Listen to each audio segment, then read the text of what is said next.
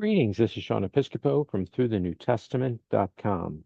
In this series, I'll be reading from the King James Version of the Holy Bible for family and friends. Hebrews chapter 2.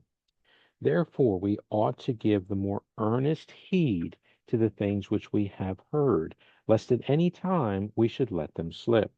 For if the word spoken by angels was steadfast, and every transgression and disobedience received a just recompense of reward, how shall we escape if we neglect so great salvation, which at the first began to be spoken by the Lord, and was confirmed unto us by them that heard him?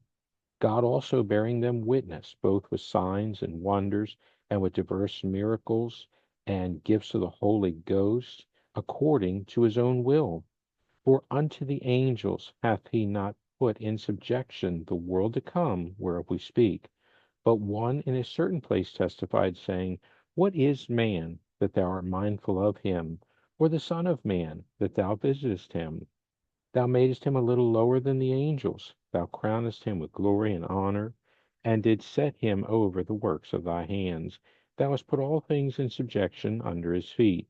For in that he put all in subjection under him, he left nothing that is not put under him.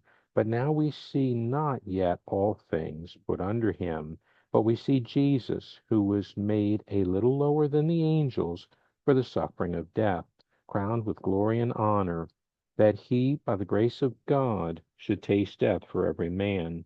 For it became him for whom are all things, and by whom are all things, in bringing many sons unto glory, to make the captain of their salvation perfect through sufferings. For both he that sanctifieth and they who are sanctified are all of one, for which cause he is not ashamed to call them brethren, saying, I will declare thy name unto my brethren. In the midst of the church will I sing praise unto thee. And again, I will put my trust in him. And again, behold, I and the children which God hath given me. For as much then as the children are partakers of flesh and blood, he also himself likewise took part of the same, that through death he might destroy him that had the power of death, that is, the devil, and deliver them who through fear of death were all their lifetime subject to bondage. For verily he took not on him the nature of angels, but he took on him the seed of Abraham. Wherefore in all things it behooved him to be made like unto his brethren, that he might be a merciful and faithful high priest in things pertaining to God, to make reconciliation for the sins of the people.